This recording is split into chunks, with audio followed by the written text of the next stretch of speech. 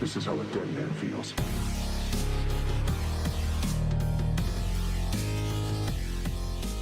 Hey everyone, welcome to this video about Koi. She will be out soon enough and a lot of you was waiting for her. Let's see if she meet our expectation. She have a lot of things to explain, so I will try to go step by step. Let's take a look at the description of the character. Starting by her support skills, we can see that it's quite exact the same as Shera, except it boosts the fire element, also when the character is above the 50% of HP. Okay, so let's take a look at the talent tree then. We can see that she will improve the fire element for all ninja by 30, like every others. And then we can read the ninjutsu. This one starts by a clean screen, and then the first phase, when you have 3 charge that you can use to trigger 3 different possible attacks. The leaping sword, the flying sword, and the heavy swords. Each one of them have a specific damage, animation, and effect that you can trigger whenever you want. After triggering 3 times them, you can trigger the phase 2. 占ってあげようか。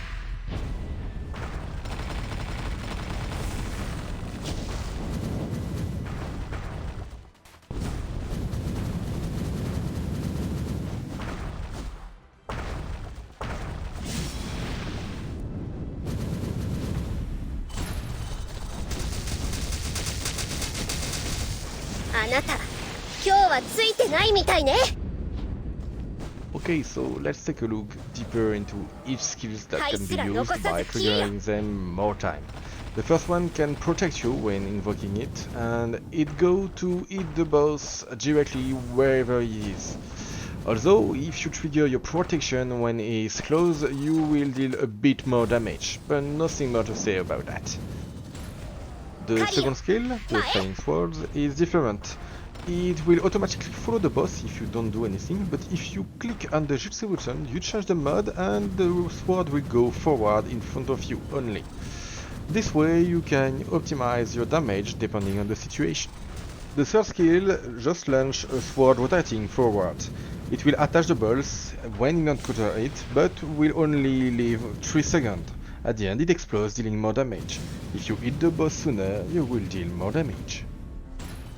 So yes, as shown in the presentation video officially by Pendada, launching this sword is the biggest damage you can deal, even by using the Vermilion. Other than that, even if it's the strongest attack, the 2 other can be used by the situation, like hitting behind for the leaping sword. Also notice that the finish of the Jutsu also trigger behind if necessary. The flying sword are probably the strongest one from a far distance, as it's very controllable, very stable, and have the highest damage if required. Finally, if you didn't trigger anything, the Jutsu will trigger the final phase after 20 seconds. Okay, so most of you are waiting for this video only to get the ratio calculation. So here is the nerd talk. Actually, the problem for Koi is that you can have different ratio depending on how you're playing her. The skill usage have a really heavy impact on the final ratio you'll get. Let's keep going and measure all the possible attack. Starting by the first one, if we include that the leaping sword hit at least 1 time when expanding. The second one is much more stronger, especially if you miss absolutely no sword, but even with that you can go up to 4 easily. The third skill, finally, if launched from far, doesn't do that much damage compared to skill 2, but if you launch it close, then you have probably the highest ratio of all the 3 skills. And here is the finish move ratio that it always trigger whatever you're doing before.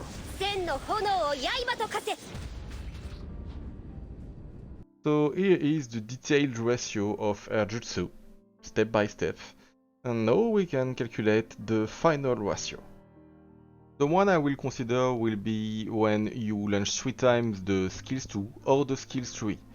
The skill 3 is harder to be perfect compared to the skill 1, and even the skill 1 can be missed a little bit, so we could also consider the ratio is more close to 28 to 28.5. Anyway, let's take the long road and try to improve our Koi. At the first level, we unlock already an improvement of the first attack, the skill 1 with the Leaping Sword.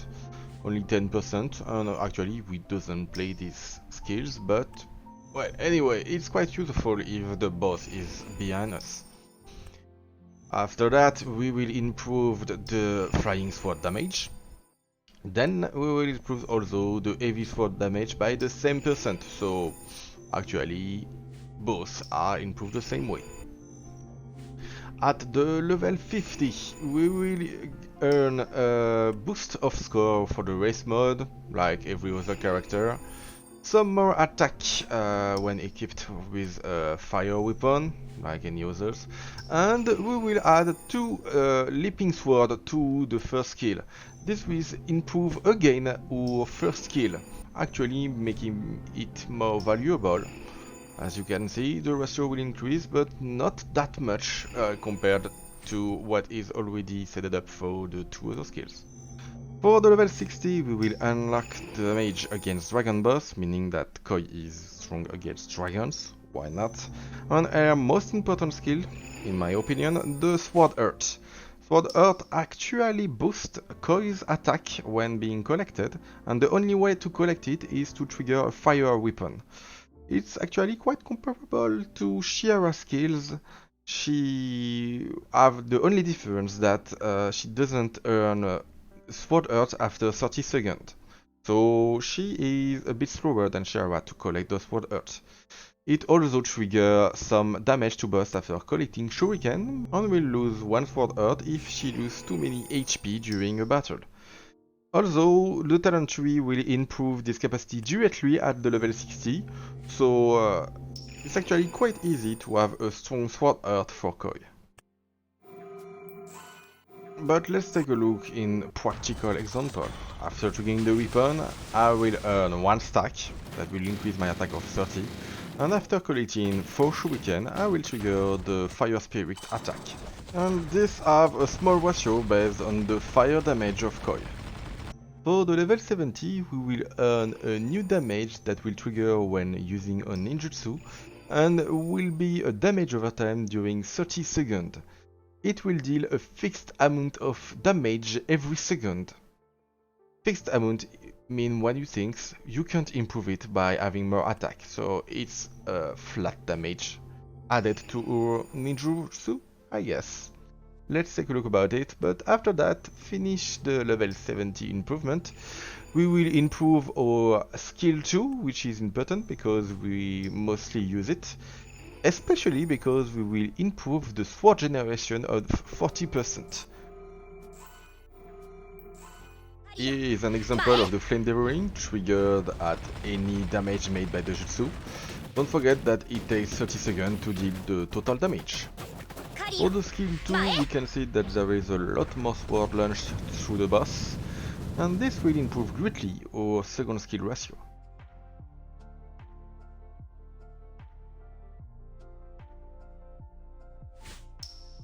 Finally, after awakening, we reach the level 80, which is probably the highest improvement Koi will get through this whole talent tree. First of all, because she will earn 1 more usage of her skills. Instead of 3 times, we can trigger it now 4 times.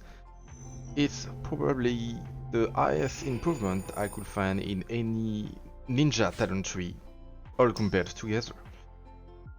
In addition, we will improve the damage boost of each part of it.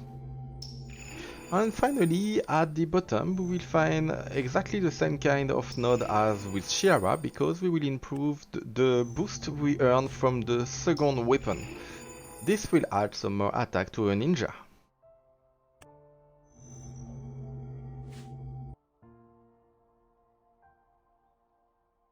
And we are not even finished yet. Let's take a look at the upcoming level. The level 90 will bring some attack against Dragon Boss, some additional Sword Earth damage, now the boost is of 50 instead of 30 of attack per Sword Earth. Will also improve what is required to trigger the Fire Spirit damage. We'll earn some boost from the sub weapon. Actually a bit more than Shira in total, because Shira earns 6%, here we will earn 7% of the sum weapon attack. We'll unlock a quadruple jump, fixed to it after having 3 sword art. We also unlock some more damage for our jutsu, especially the finish instant slash, which is the first time we improve it. Still improving the fire core damage. For level 110 we will earn some more attack, and also some boost for our finish move of 5% now. It's actually quite a lot, because the finish move have a lot of ratio. We will also improve the sword art effect by improving the attack it provides, actually doubling it, because we go from plus 50 to plus 100 per sword art stacked. Finally, the level 120 will unlock the last boost of Dragon, a total of plus 600. We will improve the maximum sword art to 5, which is really strong, because it means we can unlock it now to, well, plus 30 again of attack, so plus 130 per stack. A lot of boost for only the talent tree. Finally, before testing, I will go to the Perk so I can use the Relics, and we will take an overview of what brings the Relics before calculating the final ratio. Also unlocking the super skills, because it's quite unusual to doesn't boost it. So, like most main characters, we have 3 relics. One that brings some more attack, which improve with the SS rank by adding some starting sword art. One that brings fire element attack, which improve obviously by the SS rank, doesn't adding anything else. And one that improves the weapon attack and reducing the damage taken. For our test, we will more consider the one that boosts attack and fire damage. And let's take a look at the set effect. It will improve Koi's attack globally, and improve even more the sword art effect to add 90 more attack damage for the air tree relics. Starting from a good and decent amount, this brings the boost of Koi to plus 220 per sword art. Let's take an example using those relic and a quite strong other universal relic. First with spamming the attack 2 to the boss.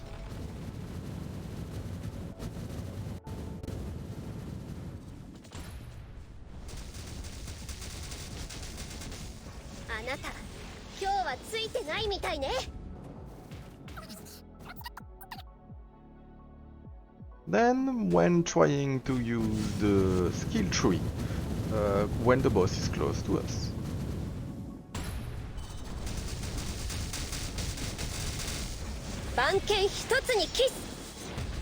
Note that this also works when using the weapon Vermilion's Bird. That's a lot of damage, especially for a Perk 0 or Perk 2 ratio. Don't forget also that we add up some more damage from the Flame Devour and the Fire Koi. If we take a look at the Perk 3, we will add a new Earth of Sword trigger of the Fire Koi when using a fire weapon. Okay, some more damage for a weapon usage. Also for the Perk 4 we will add plus 400 of damage against Dragon Boss, which leads us to a boost of plus 1000 in total. For the Perk 5 we will unlock 2 more stacks of Sword Art when launching our Ninjutsu, meaning that if you have the relic at maximum, we can start the battle with the maximum of stack of Sword Art. Finally, the Perk 6 will improve a lot the finish move of our Ninjutsu, and also trigger the Sword Art effect of Fire Koi 2 times when launching the Ninjutsu. Let's take a look at the last example, seeing those Fire Core triggering at the start of the Jutsu.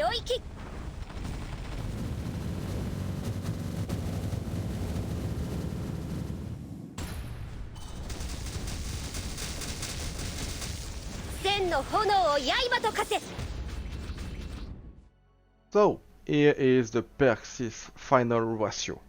54 for a perfect usage of the skill 2, which is not quite common actually. You will be more close to 52. But if you manage to use the Vermilion Collectory or launch the wheel close to the boss, you will deal a ratio of 64. Comparing to the other ninja, we can clearly say that Koi is still stronger even if you use the skill 2 and miss some of the swords. Actually, Koi also have the largest potential because you can really add more than 10 ratio when playing really good. I believe that most of you have learned what they want from this video, but for those that want more information, I have gathered some additional data about Kois. Here they are. I've compared each skill timing of Jutsu when triggering them, and if you trigger the first skill, you can see that you finish the Jutsu a little bit faster than triggering the third skills. The difference is less than 1 second. I've also tried to add together the boost she can get from any source that is specific to her, meaning that universal relics or weapon boost or anything that can add to the attack is not counted, as every other ninja can have it too. And this brings me to a sum of 3767.